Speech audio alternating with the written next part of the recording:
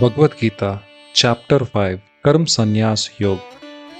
Arjun said, O Shri Krishna, you praised Karma Sanyas, that is the path of renunciation of actions, and you also advised to do Karma Yoga, that is, work with devotion. Please tell me decisively which of the two is more beneficial. The Supreme Lord said, both the path of Karma Sanyas, that is, renunciation of action, and Karma Yoga, that is, working in devotion, lead to the supreme goal, but Karma Yoga is superior to Karma Sanyas. The Karma Yogis, who neither desire nor hate anything, should be considered always renounced. Free from all dualities, they are easily liberated from the bonds of material energy. Only the ignorant speak of Sankhya, that is, renunciation of actions, or Karma Sanyas and Karma Yoga as different. Those who are truly learned say that by applying ourselves to any one of these paths, we can achieve the results of both. The supreme state that is attained by means of Karma Sanyas is also attained by working in devotion. Hence, those who see Karma Sanyas and Karma Yoga to be identical truly see things as they are. Perfect renunciation of Karma Sanyas is difficult to attain without performing work in devotion of Karma Yoga, O mighty armed Arjun. But the sage who is adept in Karma Yoga quickly attains the supreme. The Karma Yogis, who are of purified intellect and who control the mind and senses, see the soul of all souls in every living being. Though performing all kinds of actions, they are never entangled. Those steadfast in Karma Yoga always think, I am not the doer, even while engaged in seeing, hearing, touching, smelling, moving, sleeping, breathing, speaking, excreting, grasping, and opening or closing the eyes. With the light of divine knowledge, they see that it is only the material senses that are moving amongst their objects. Those who dedicate their actions to God, abandoning all attachments, remain untouched by sin, just as a lotus leaf is untouched by water.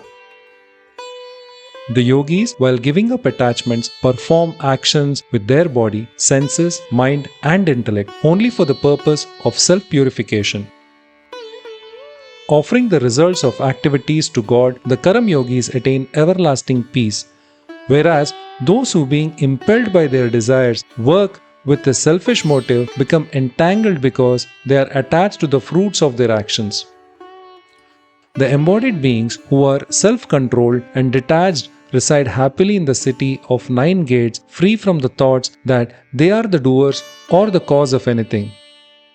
Neither the sense of doership nor the nature of actions comes from God, nor does He create the fruits of actions. All this is enacted by the modes of material nature called gunas.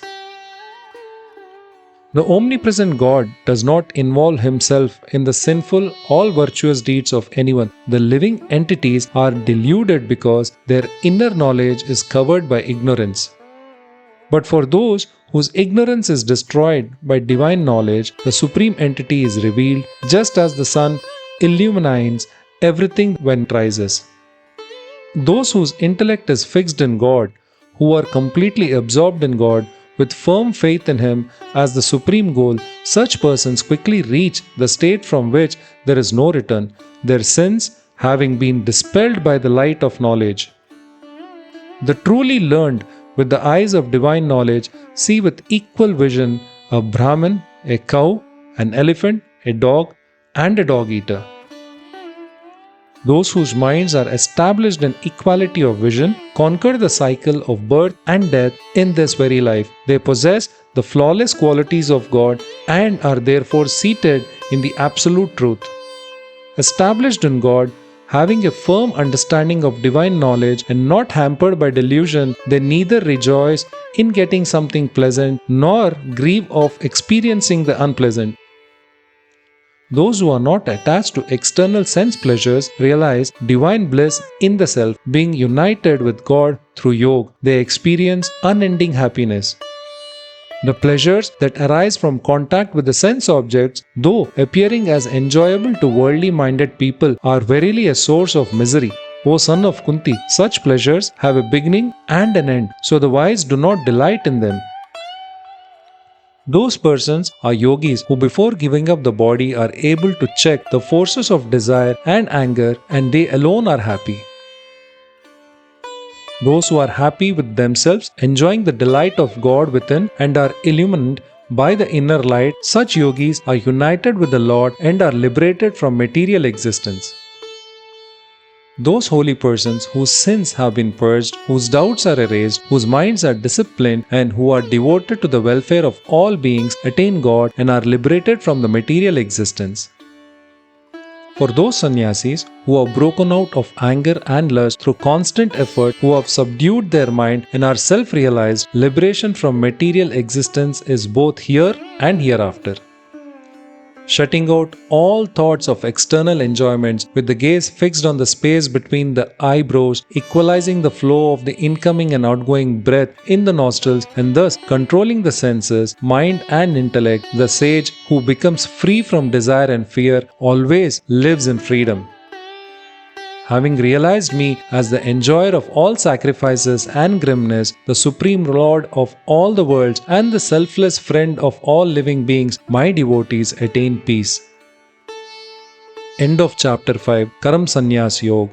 Next chapter, Chapter 6 is Dhyan Yoga.